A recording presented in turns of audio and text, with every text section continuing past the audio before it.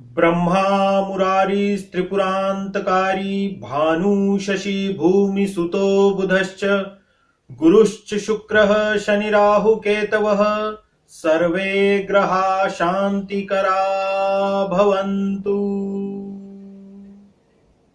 नमस्कार मित्रों, मैं गजेंद्र शर्मा स्वागत करता हूं आपका हमारे YouTube चैनल वैदिक ट्री में।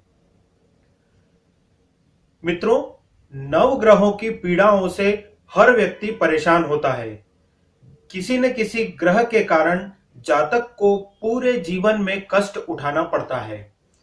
एक या एक से अधिक ग्रह उसकी जन्म कुंडली में अगर पीड़ित होते हैं, शत्रु क्षत्रिय होते हैं या शत्रु ग्रहों से घिरे हुए होते हैं, कमजोर है, बलहीन है, तो मनुष्य को उस ग्रह से संबंधित पीड़ाओं का सामना करना पड़ता है। यदि सूर्य ग्रह पीड़ित है तो जातक को नेत्र रोग होंगे, उसके मस्तिष्क संबंधी कोई रोग उसको बार बार परेशान करेगा, वह पिता से पीड़ित होगा, उसके आजीविका के साधनों में कष्ट आएगा, नौकरी ठीक से नहीं मिलेगी उसको, या उसको मान सम्मान से संबंधित कोई परेशानी हमेशा बनी रहेगी। तो इसी तरह अन्य ग्रहों के कारण उनसे संबंधित पीड़ाओं को व्यक्ति को भोगना पड़ता है। ग्रहों की पीड़ाओं को शांत करने के लिए ज्योतिष शास्त्र में अनेक तरह के उपाय बताए हुए हैं।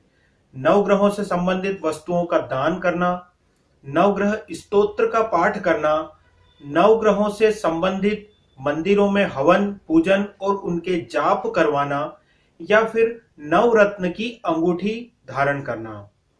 इन सारे उपायों में सबसे आसान उपाय है नवरत्न की अंगूठी या नवरत्न का पेंडेंट धारण करना। यह सबसे कॉमन भी है और अधिकांश लोग नवरत्नों की अंगूठी पहने हुए आपको दिख जाएंगे। लेकिन नवरत्न की अंगूठी धारण करने से पहले यह चीज बहुत बारीकी से आपको देखना होगी। आपको इस चीज का ज्ञान होना चाहिए कि कौन सा ग्रह किस जगह, कौन से ग्रह का रत्न किस जगह अंगूठी या पेंडेंट में स्थित है। देखिए, ज्योतिष शास्त्र में समस्त ग्रहों का एक एक स्थान निश्चित है। उन स्थानों के हिसाब से, उन स्थानों की दिशा के हिसाब से आपकी अंगूठी में रत्नों को फिट किया हुआ होना चाहिए। सूर्य का स्थान मध्य में होता है। इसी तरह हम ईशान कोण से लेते हुए उत्तर दिशा तक में सभी ग्रहों का एक एक ग्रहों का स्थान निश्चित है। उस स्थान के हिसाब से यदि रत्न अंगूठी में लगा हुआ है तो आपको उसका उचित और शुभ फल तुरंत प्राप्त होने लगेगा। यदि ग्रहों के रत्न अपनी अपनी जगह पर अवस्थित नहीं है तो हो सकता है कि उनसे संबंधित ग्रहों का आपको उनसे संबंधित शुभ फल आपको प्राप्त होने में देर हो या प्राप्त न हो। तो आइए हम जानते हैं कौन से ग्रह का कौन सा स्थान निश्चित है और उससे संबंधित रत्न किस जगह पर स्थित होना चाहिए। चलिए देखते हैं। देखिए, यदि आप ताबीज में रत्न जड़वा रहे हैं तो सबसे पहले ताबीज में मध्य में सूर्य का रत्न माणिक्य लगाया जाता है। इसके बाद पूर्व दिशा में शुक्र का रत्न हीरा, आग्नेय कोण में चंद्रमा का रत्न मोती, दक्षिण दिशा में मंगल का रत्न मूंगा, नैऋत्य कोण में राहु का रत्न गोमेद, पश्चिम दिशा शनि की दिशा होती है, इसलिए इस दिशा में शनि का रत्न नीलम जड़वाना चाहिए।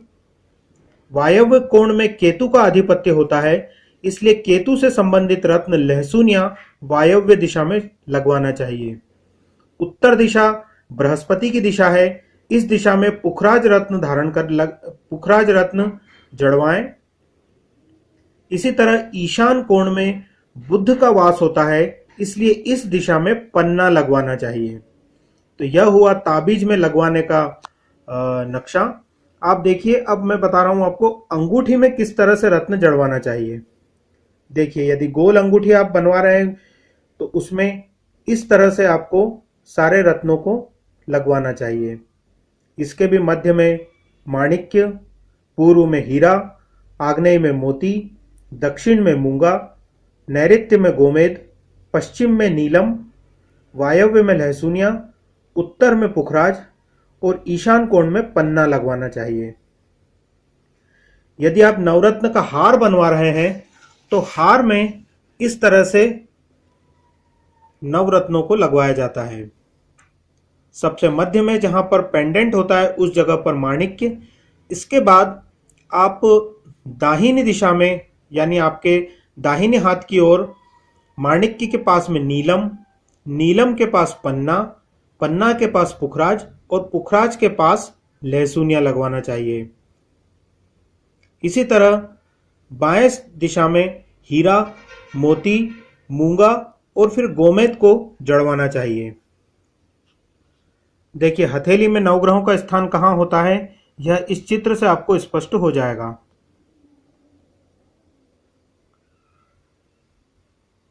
कनिष्ठिका अंगुली के नीचे बुध पर्वत, अनामिका अंगुली के नीचे सूर्य पर्वत, मध्यमा के नीचे शनि, तर्जनी के नीचे बृहस्पति और अंगूठे के नीचे शुक्र पर्वत होता है। मध्य में राहु का स्थान और बुध से नीचे मंगल, मंगल से नीचे चंद्र, राहु के नीचे केतु का स्थान होता है मणिबंध पर। तो यह हो गए हाथों में स्थित नवग्रहों का स्थान। आप एक बार फिर से यह देख लीजिए, नवरत्न का हार किस तरह होना चाहिए, नवरत्न की अंगूठी किस तरह होना चाहिए और नवरत्न का ताबीज किस तरह बनवाया जाना चाहिए।